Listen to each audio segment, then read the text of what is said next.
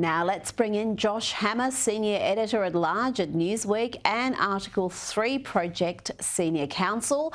Josh, I want to speak about the border crisis and some of the horrific crimes being committed by illegal immigrants. But let's start with the news today that WikiLeaks founder Julian Assange is free after agreeing to plead guilty to a single count of conspiring to obtain and disclose classified US national defence documents. What can you tell me about this deal and why it was struck? The plea deal appears to be a very favorable one for him. The thing to bear in mind here, Rita, based on what I've been able to assess so far, this is a political move. I mean, this is a presidential election year here in the United States. It's 2024. And the key point is that Julian Assange and civil liberties whistleblowers like him are very popular among younger millennial and Gen Z voters here in the United States. Who is Joe Biden losing right now when it comes to the voter blocks? Well, a lot of Gen Z millennial folks are shifting away to Donald Trump. That's the lens through which I view this. I think that it is a political stunt ultimately at the end of the day. And I think Trump has been outspoken recently about pardoning Assange, so it could have become a real debate leading up to the November poll. Yeah, totally. No, Donald Trump has been very outspoken about that. You know, like I said, I have no particularly strong underlying sympathy for Julian Assange, but he probably has already paid his punishment. I mean, he's essentially been in exile there in the embassy over in the UK, you know, for years and years now. So, you know, good for this whole situation that it's in the rearview mirror. The story's been dragging out for many, many years now. But I think you're probably right, Rita. This is probably Joe Biden trying not to let Donald Trump get there on a debate stage, potentially as early as this week, this Thursday evening here in the U.S., and say that he's going to pardon Julian Assange and then steal Joe Biden's thunder for him. Now, the next story has the potential to upset some viewers. Prosecutors in Texas will argue the illegal migrants who stand accused of murdering a 12-year-old girl in Houston. They say these men lured the girl under a bridge, tied her up, stripped her naked from the waist down, assaulted her for 2 hours, then strangled her and dumped her body in the water. In evidence, if evidence is found that this girl was sexually assaulted, Josh, the accused could face the death penalty. Age is not the only consideration in this case or any case. The underlying actions of the criminals. This victim was found, you know, bound and without clothing from the waist down in the water. The DA's office says that they are waiting on results of testing to determine if a sexual assault happened. If they find that that happened, this case would be eligible for the death penalty in the state of Texas. Josh, these men crossed illegally into the US earlier this year. They had initially been fitted with ankle monitors, but one of them cut it off and the other had it removed after it was determined he had no known criminal history.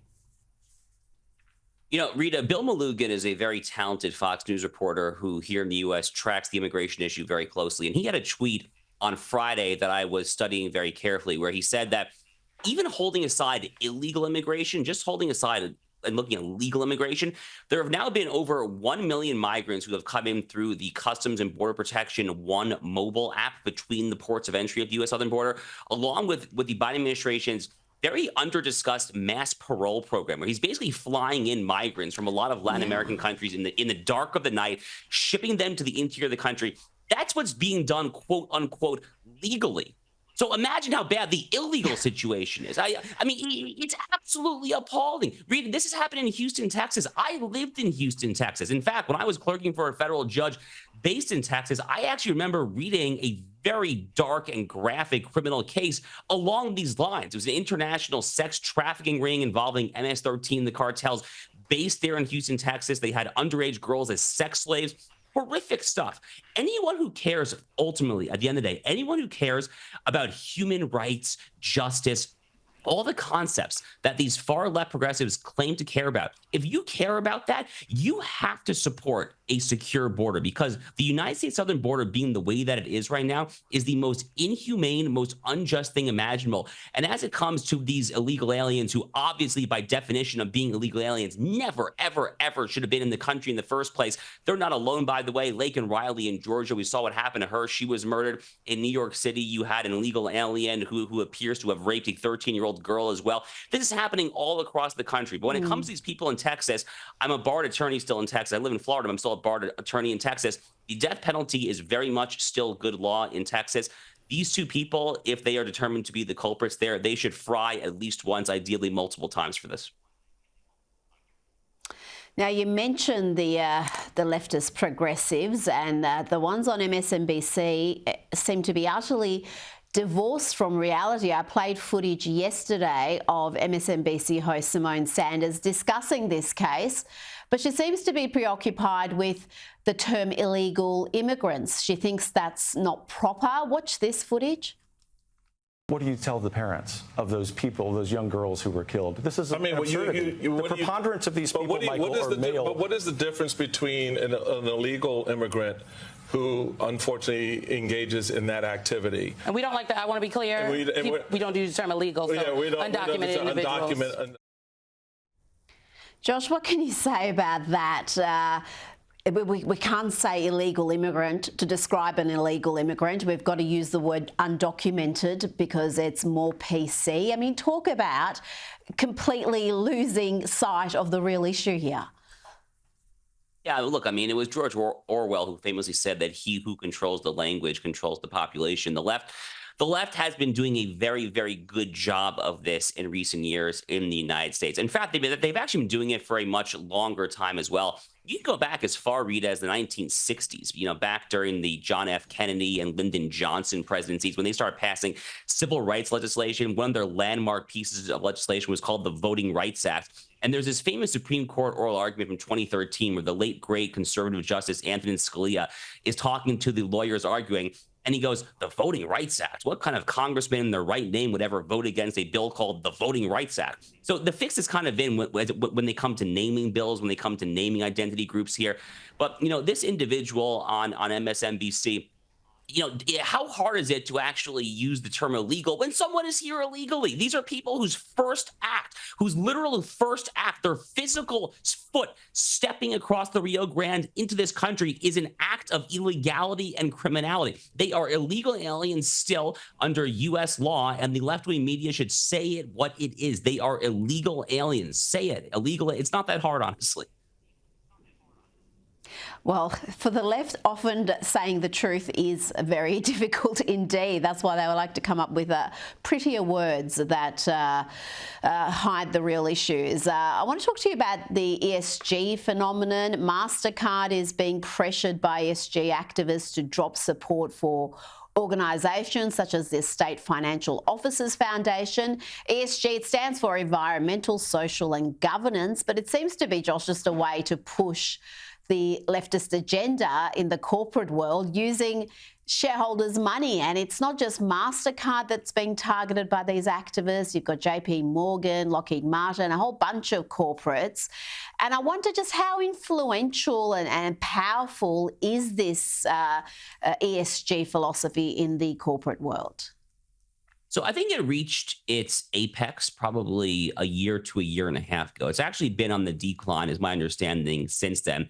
ESG, Rita, I think is best viewed as the financial wing of the broader DEI, diversity, equity, and inclusion movement. So the DEI is kind of the social aspect. That's how you get the woke stuff on university campuses.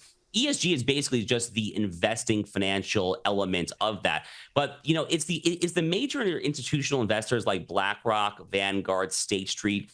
It's firms like that, really, who were the biggest proponents of ESG, especially BlackRock, probably above all. Larry Fink, the CEO there, was all in on the ESG agenda in recent years there.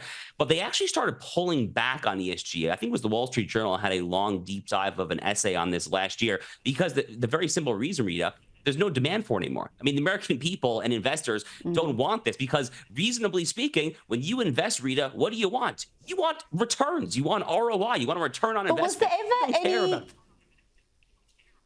Was there ever any real demand for it, or was it just something that was pushed by the corporate activist class? Because I can't imagine shareholders being preoccupied with this stuff. Shareholders want a return on their money, and this seems to be just relentless leftist activism masquerading as some sort of corporate responsibility. Yeah, 100%. I mean, there was never demand for this because, again, people who are living paycheck to paycheck with a pension fund, a retirement fund, whatever, they just want money, for goodness sake. They don't particularly care how it's done as long as it's legal, right? You know what this reminds me of, actually, the whole ESG debate? It reminds me, actually, of the whole Bud Light, Dylan Mulvaney fiasco that happened here in the U.S. a little over a year ago, where Bud Light had the transgender influencer. I mean, was there really a demand among kind of college frat boys for drinking a beer with a transgender individual like printed on the logo? No, of course not. I mean, this is some harebrained idea from some Ivy League MBA graduate who thought this would be a good agenda. And Bud Light, by the way, paid the price for it. And that's what you're starting to see now when it comes to ESG, when it comes to BlackRock, Vanguard. There's just no demand for it. And finally, they're actually just pulling these investment funds from their shelves. Well, this is another example of that. IBM is facing a lawsuit from Missouri Attorney General Andrew Bailey over its diversity quotas. This is the DEI program, Diversity, Equity, Inclusion. Bailey calls it corporate racism. He's accusing the company of violating the Missouri Human Rights Act by subjecting job applicants to unlawful racial quotas, blatantly favouring applicants of certain skin colour over others, and basing employees' pay and employment status on whether they participate in these discriminatory practices. This is a turn up for the books, and I think we're going to see more lawsuits like this because it is corporate racism. They're not even ashamed of it. They promote these programs.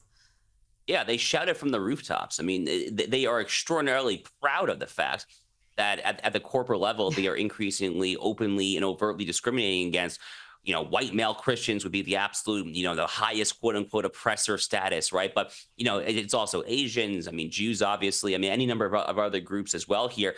Good for Missouri. This is a good lawsuit. When you have a Democratic administration, a very activist Democratic administration like the Biden administration in place, probably the single most effective tip of the spear in terms of fighting back, especially with the U.S. Congress as divided as it is going to come from the state level. And that's going to come from the various Republican attorneys general. We're fortunate right now where we have a number of high-profile Republican attorneys general. Ken Paxton in Texas would probably be the #1 most vocal and most active. So it's really encouraging to see others besides Ken Paxton step up. Here in Florida, we have Ashley Moody, who's also done a pretty good job of late pushing back on the Biden administration's Title IX transgender policy, things like that. So it's really good from a perspective of wanting to stop the woke agenda more broadly. Speaking of seeing Republican attorney general step up, so good for the state of Missouri when it comes to this particular lawsuit. Hopefully more will follow. Now, before you go, I've got to ask you about the latest polls. Donald Trump is leading Joe Biden in all 7 swing states, according to some recent polling, despite the Democrats' lawfare and political prosecutions. In 2020, Biden won 6 of the 7 swing states. And we've got the great debate happening this Friday, our time. How can Biden recover in the polls? What can the Democrats and their institutional allies do to fortify another election? It's a great question. I mean, their candidate is in very, very bad shape right now, not just politically, but obviously physically and mentally as well. Nothing is going particularly well right now for the Biden-Harris campaign. And it's funny because Joe Biden has essentially been locked up at Camp David at the presidential compound in suburban Maryland for the past week while he's trying to prepare for this debate. Apparently, he realized that the stakes are very high, although I have to say, Rita, that does raise the obvious question as to who is running the country when he's just holed up there at Camp David preparing for this debate. Who's managing the world's largest economy? I actually have no idea, to be honest with you. But the stakes are obviously extremely high in this debate. Now, the expectations have been set so low that if Joe Biden essentially stands up there and gets at least a few coherent sentences in, and if he doesn't keel over and has to be rushed to the ER before it's over, they will probably be able to chalk it up in the Democratic Party's fundraising emails as some sort of win. So lowering expectations is half the battle, but they're going to have to come up with something more than that. They're going to run very hard on the abortion issue. They're going to try to do the whole 2012 playbook, the so-called Republican war on women. They're trying to gin that up, but it's not working, Rita, because ultimately, at the end of the day, the voters here care about the economy, inflation, crime, and the open border issue. And those are the issues, frankly, that Joe Biden has failed epically on, and independent and swing state voters see it for what it is, I think. Josh Hammer, thank you so much for your time this evening. Thank you.